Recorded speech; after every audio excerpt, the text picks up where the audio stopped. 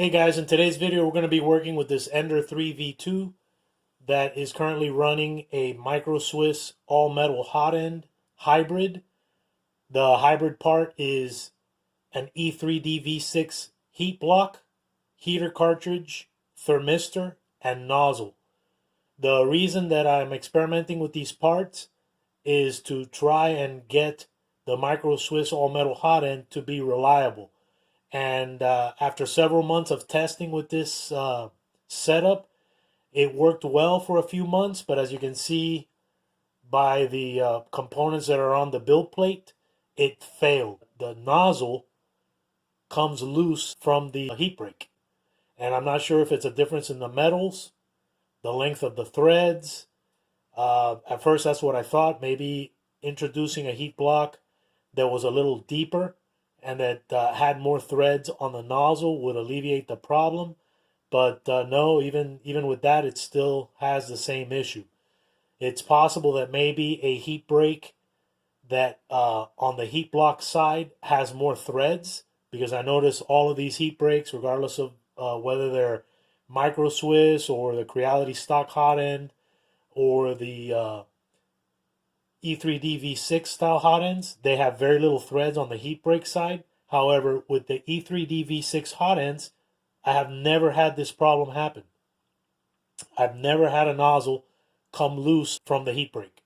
So in today's video, what we're going to be doing is cleaning up this current Hotend, getting it replaced with an E3D V6 all metal Hotend, replacing the fan assembly and the parts cooling fan ducts. Alright guys, if you're new to the channel, consider subscribing, turn on your notification bell, and leave some comments. I love reading the comments and do my best to get back to you guys as soon as I see it. So let me bring you guys in close here so you can see exactly what's happening here. So if you look here at the Hotend, this is what happens. And this happens to me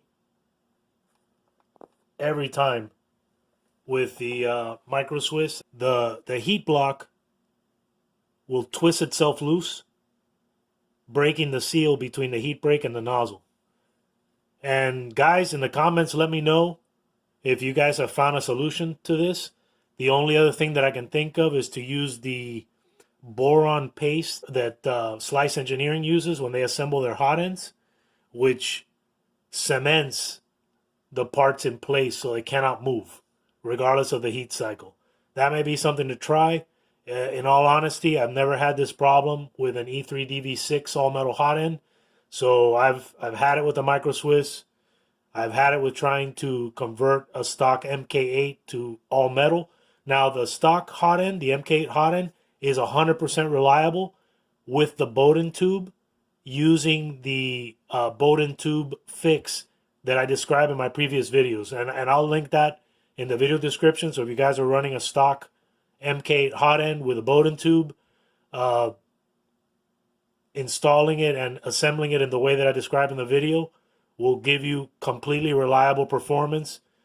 You're never going to have to take apart the Hotend unless you melt the PTFE tubing. All right, so let's get started by taking this thing apart.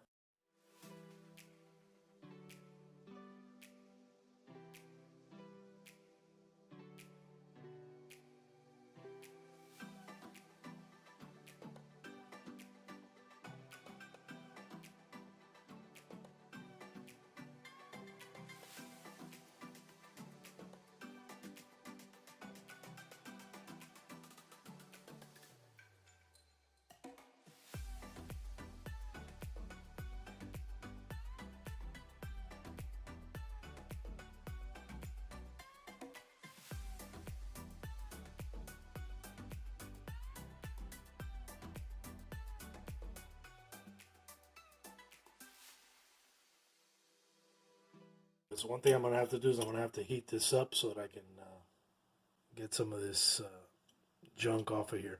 The good thing about leaving it, connecting it, and just heating it up is that you can heat it up to a temperature that's not so hot that it makes a mess, but that you can pick off the melted filament in big chunks. So let's do that real quick. Yeah, super nasty blowout. Look at that. Look at that mess. Nasty. And, you know, the horrible thing about something like this when it happens is that, you got to clean all this stuff off before you can do anything to this hot end, before I even take it apart, because that filament glues everything together. So there's not going to be any getting that cartridge out of there, that heater cartridge, thermistor, or anything else with that stuff caked all over it. All right, so I'm currently, I run Klipper on this machine, and I've exclusively switched over all my printers to run Klipper. To me, it's a superior firmware that is super easy to use. So for that reason alone, it's worth making the switch. And I have tutorials on how to do that. If you guys decide you want to do something like that, you can do it relatively easy. All the information is in one place. I'll go ahead and link that video as well in the video description if you guys want to check that out. So I currently have it warmed up to 130 degrees. So I'm just gonna start plucking this stuff off, and you can see that it's soft. It's more like trying to pull silly putty off of something.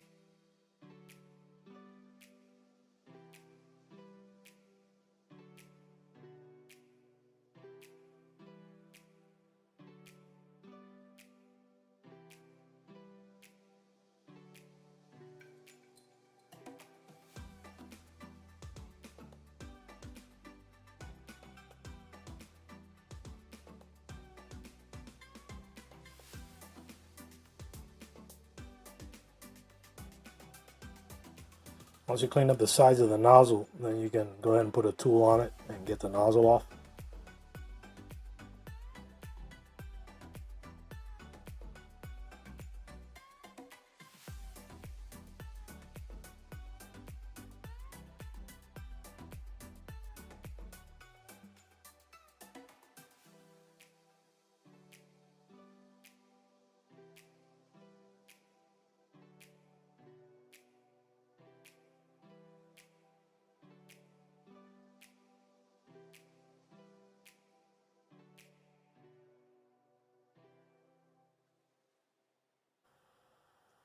Alright guys, I warmed it up to 180, and then I'm using the Allen key that came with the E3D V6 all metal hot end.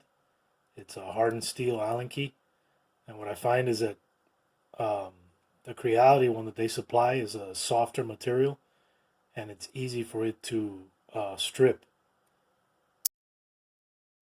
I'm going to turn off the power and then take off the thermistor screw. And you want to back the screw out all the way, completely out. Because if you don't, when it cools down, you're not going to be able to get it out. And while it's still warm, I'm going to try to push out the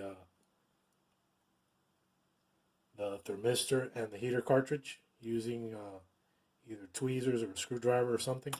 And again, like I said, if you don't do this while it's hot, you're probably not going to get it out because there's probably going to be some dried up filament in it. So I may have to use the heat gun on this to get this off. But I'm just going to let it cool off now for a little bit, and then we'll finish working on this. Alright, so I loosened the grub screw for the micro Swiss, and then I'm going to grab the heater cartridge, and then just twist it out of its position there. So now I can go ahead and pull this part off of here. The Bowden tube may be stuck because as this thing spins around, it bites into the end of it. So I may have to cut this back when I put this thing back together.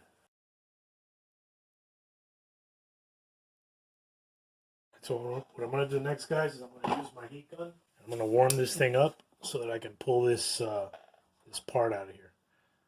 Let's see if it's already cold already. All right, so I'm going to turn it around. I'm going to heat it up from this side where the thermistor is.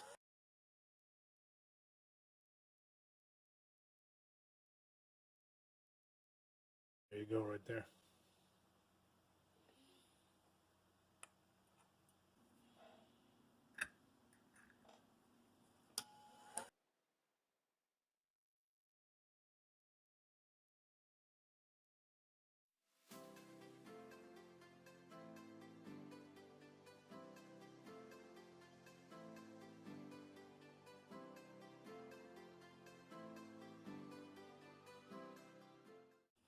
All right, now that we got the block all cleaned up, next thing would be to verify that the threads are good.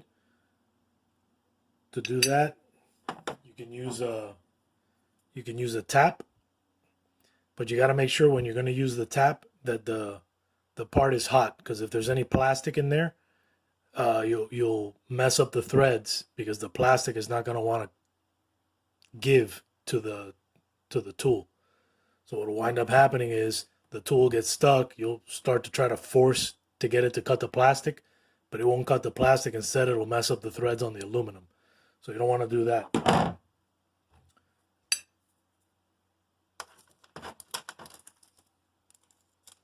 So now I have a spare hardware kit here for the E3D V6 Hotend.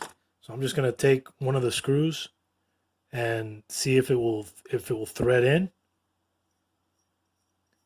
And yeah, that one threads in no problem. Okay, so I don't have to do anything with these threads. But if I had to fix these threads, I would just warm up the part using the heat gun and then run the tap in to fix the threads. So with this one, I can already see that there's a lot of junk in there. So this part is probably not going to go in smoothly, but let me try it. So I got a spare nozzle here.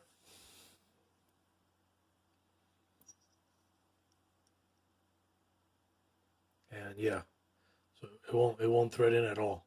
It's already binding right here. All right, so let's fix that. I'm gonna go ahead and load the thread tool in. And in case you guys need to know which one it is, it's a, zoom in here good so you guys can see. It's a 6mm by 1.0 millimeter thread pitch. So 6mm, 1.0 thread pitch is right here on the top. Okay, so that's what you need for the 3D printer heat blocks.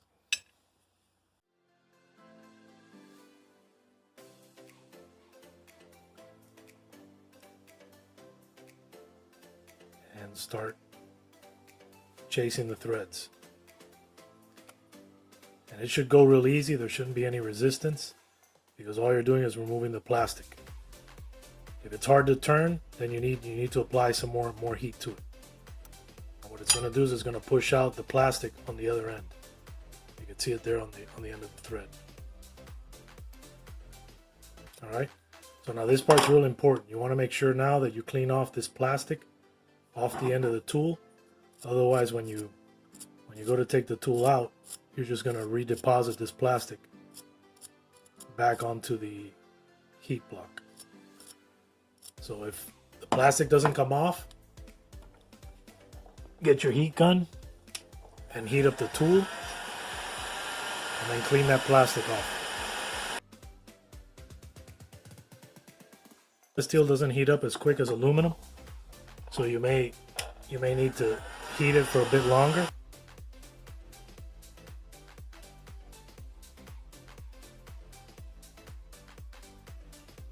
It's not so critical that you get the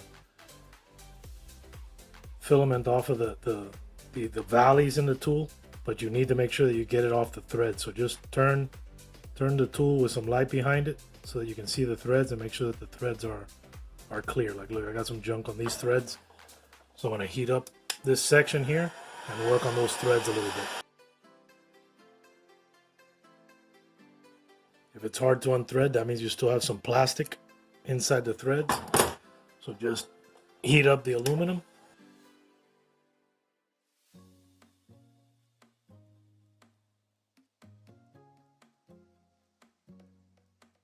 I'm going to wait for this to cool off, and then I'm going to try to thread the nozzle back on there.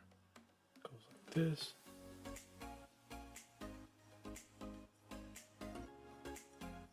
So that goes in nice and smooth.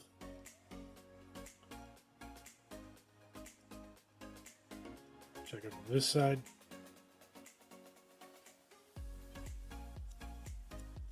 Perfect. All right, the last thing we need to do is we need to clean out the plastic from inside of here.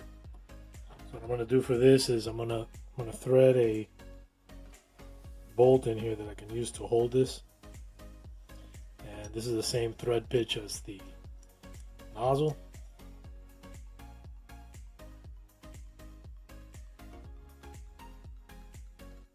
And then I'm going to warm up this part. And then use a brush. This is 22 caliber. So if you guys have a gun cleaning kit, or you can just order the 22 caliber brush, and you can run this through this bore to clean out any plastic that might be in there.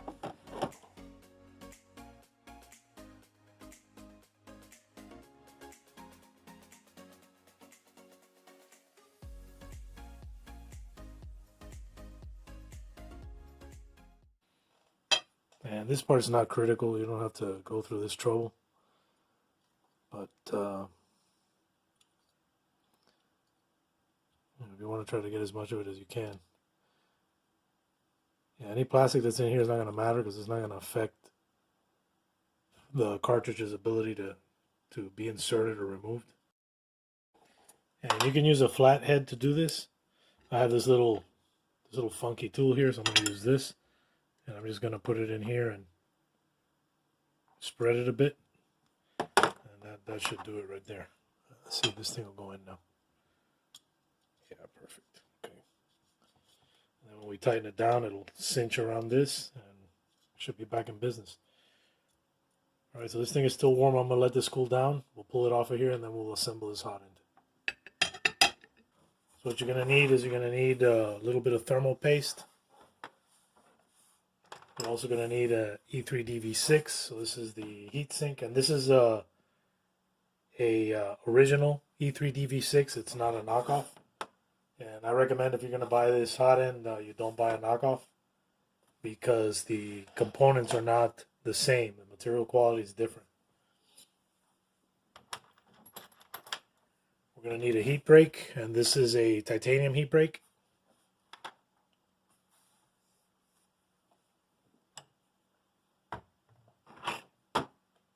And we're going to need the heat block, which we just cleaned up.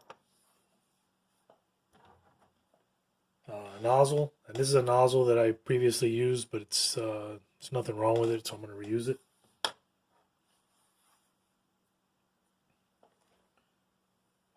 And then we're also going to need a fan adapter, and this is one that I designed. I'll link it in the video description. What you get is an STL file, and then you print it yourself. It comes with a couple of ducts, and then you also get the mount for the E3D V6 hot end onto the Ender 3 V2, Ender 3 or Ender 3 Pro gantry.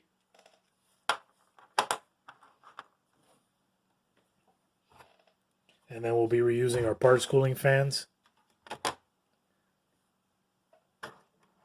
as well as the Noctua fan.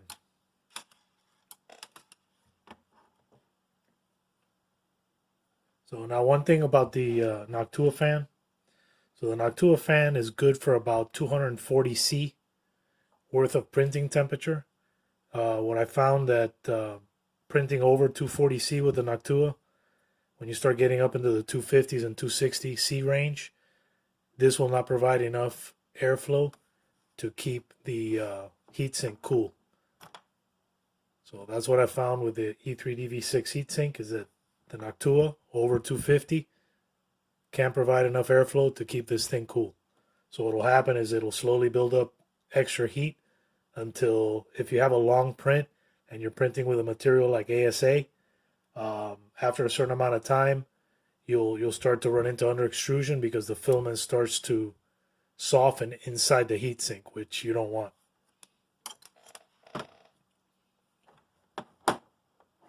Alright, so I'm going to start by putting a little bit of thermal paste on the heat break. And a little bit goes a long way. You don't need a lot. And I always like doing this on the upper threads, the threads that go into the heatsink, because it helps wick away that heat that's building up in the heat break much faster when you apply some thermal paste here.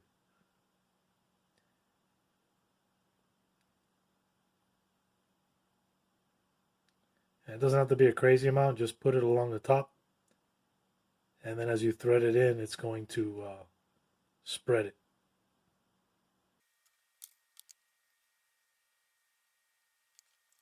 And you can get something to remove this extra thermal paste. And the next thing is the heat block. So on the heat block, I don't use any thermal paste on it because it gets too hot. And it'll just burn off the thermal paste, so that's not good. You don't want that either.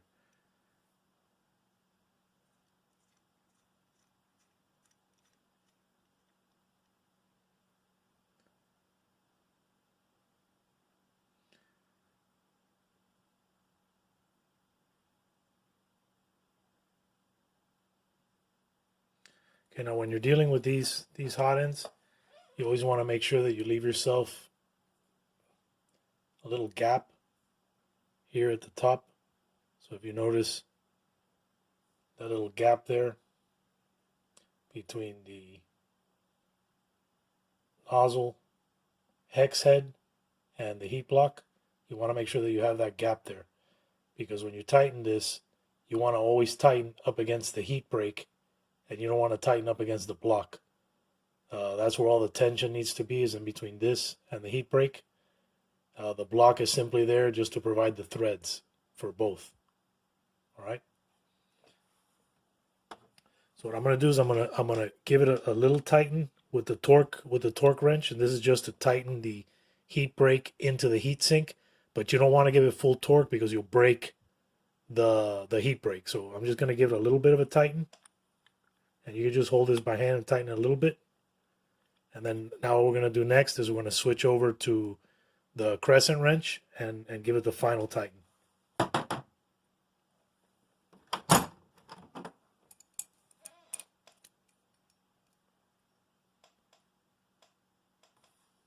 Another thing you want to watch out for is that you got your heat block on properly.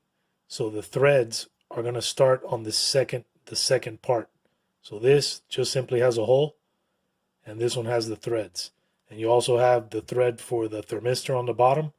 So if you had it the other way around and you only had one hole, then you know you have it upside down. Now this torque tool, I'll make it available in the video description. It'll tighten this to 3 Newton meters, which is about 30 inch-pounds. And all I'm going to do is turn it until it clicks. So I'm holding it with this and turning it till it clicks. That's it. All right. So that's a assembled hot end. Now we're just going to put it inside of the holder, and what we can do before we do that is we can install the fans.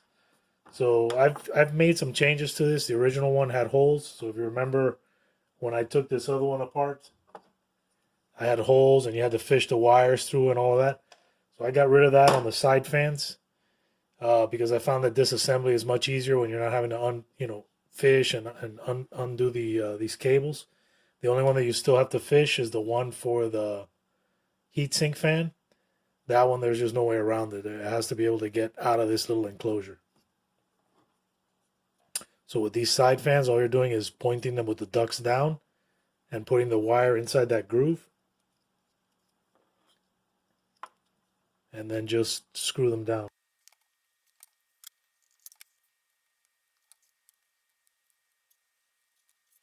Same thing with this side. So just put the wire in the groove.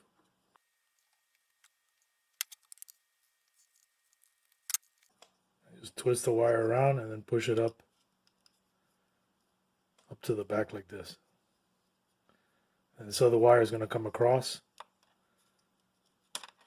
And it's also going to come up the same side. So just like that. Now we can insert the hot end. Hot end just slides up in that space.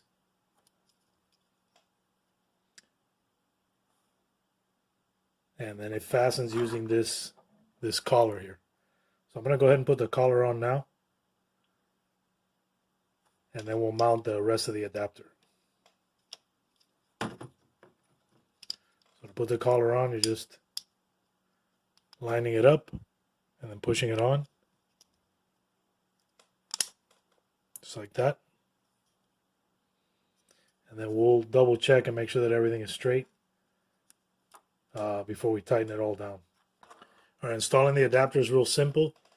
It goes with the collar side facing up, and it connects up to the bracket right here.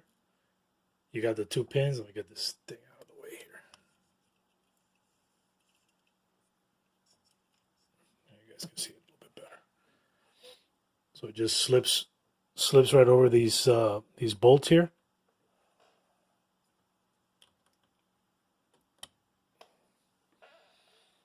And then it fastens with two short 3mm by 0.6 thread pitch screws. And these screws are not very long. They're about 6mm long.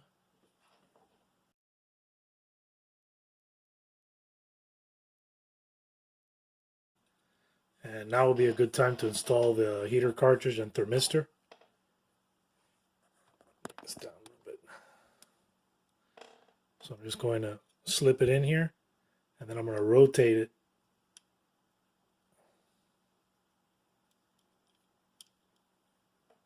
I'm going to rotate it so that the wire fits into the channel. So it's got this top channel there. I'm going to do the same thing with the thermistor. I'm going to insert it in the hole, and then I'm going to rotate it so that the wire fits in the channel. Just like that. Alright, so now I'm just going to push this to space it evenly inside of this heat block.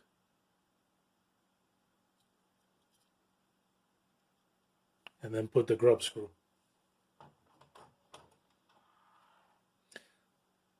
So actually this isn't really a grub screw, it's another 3mm by maybe 10mm long. And this is the one that comes with the E3D V6 Hotend.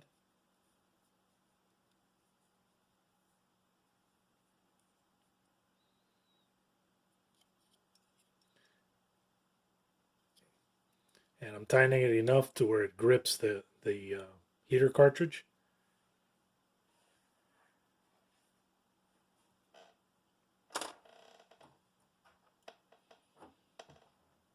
And then lastly is the grub screw.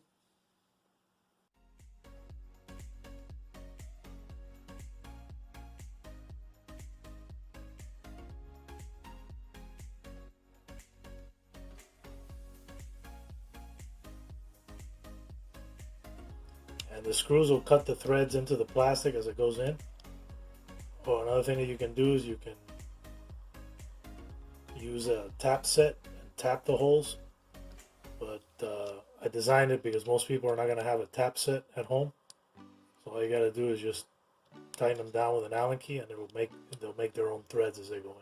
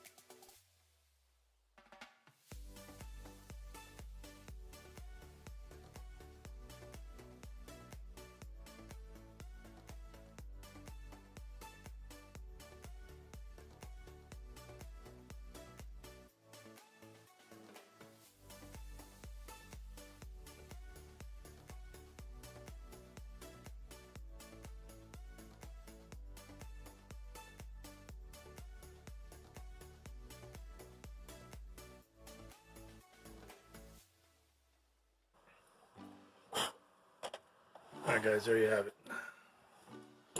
And all we got to do is just set up our Z offset and we're good to go.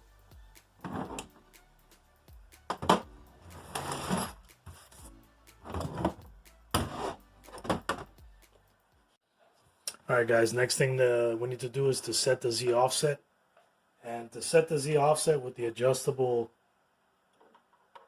probe bracket, what we need to do is we got to loosen the probe bracket and set it to its lowest position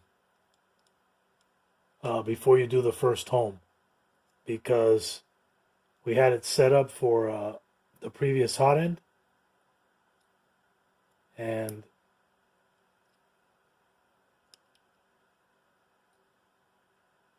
the height of it might have been different. So what I'm going to do is bring this thing down by turning it counterclockwise. You can see the probe coming down. I'm going to bring it all the way down. Okay. Alright, so what we're going to do next is in Klipper, I'm going to set the Z offset to 0. Then I'm saving and restarting the firmware, homing it. Alright, and what I'm going to do now is I'm going to lower the probe, and I'll leave in the video description exactly how to do that. In the console, I'm sending BL touch underscore debug command equals pin underscore down, and that's going to deploy the pin. Now what I'm going to do next is I'm going to raise the probe to its highest position by turning it clockwise. And now what I'm going to do next is I'm going to lower the Z to the 0 position. So I'm first going to bring it down to 1 millimeter and then 0. And it looks like the probe can come down some more, so I'm going to bring it down -1, so another millimeter. Alright, what I'm going to use next is a 0.5 millimeter feeler gauge. Let me get you guys in close so you can see. So that's a 0.5 millimeter feeler gauge. I'm going to put this thing underneath the nozzle, and I'm going to raise the nozzle up until this feeler gauge fits under it. And what I used to do before is I used to do this with a 0.25 feeler gauge, but what I found is that a 0.25 feeler gauge doesn't give you enough room underneath the nozzle for any molten filament. Another thing that's important to do for you to do when you're using the probe and you're trying to set your Z offset to like a really small number is that you have to preheat the hot end prior to homing. So I'll leave a copy of my start G code so you guys can see what it looks like, and that's what I do. I preheat the hot end to 130 before the bed temperature comes up, and then after the bed temperature is at whatever the print temperature is going to be for the bed, then I go ahead and I home. So that's the sequence that I use, and that will allow any molten filament that's under the nozzle to soften up so that it can squish when it if there's any hanging underneath the nozzle before it touches the bed. And right now I'm just almost touching the feeler gauge, and right now I'm on the feeler gauge. Alright, so I'm going to take the feeler gauge off. I got a 0.5 millimeter gap underneath the nozzle. What I'm going to do next is I'm going to turn the adjuster screw counterclockwise, which is going to bring the probe down towards the bed. And what I want to do here at this point is I want to trigger the probe while it's in this position. So I'm essentially determining my own Z offset. What I found is that the smaller the Z offset, the more accurate the bed mesh is going to be. Before I used to have a lot of problems in Marlin and in Klipper setting my bed meshes because I was dealing with a Z offset that was greater than 1.5 millimeter. And that introduced a bunch of problems. Right there. Alright, so you see that flashing red light? So we got it. Alright. So now what I'm going to do at this point is I'm going to tighten these down. We'll home the printer, and then we'll check to make sure that we have that 0.5 millimeter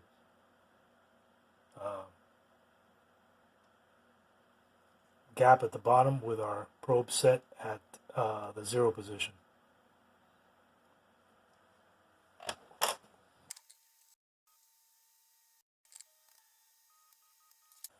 Alright, now I'm going to set my Z to the 0 position. And then verify my gap. Yep, perfect. Alright.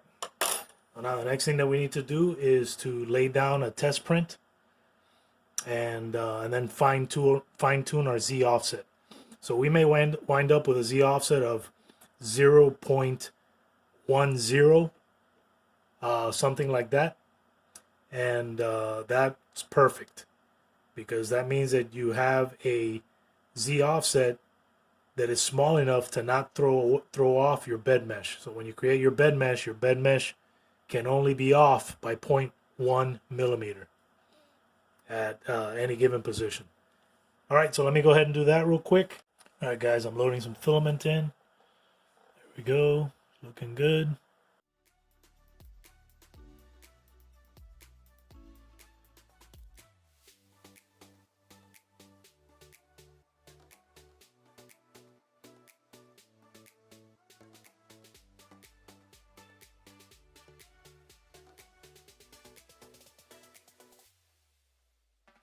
All right, part's done. Let's check it.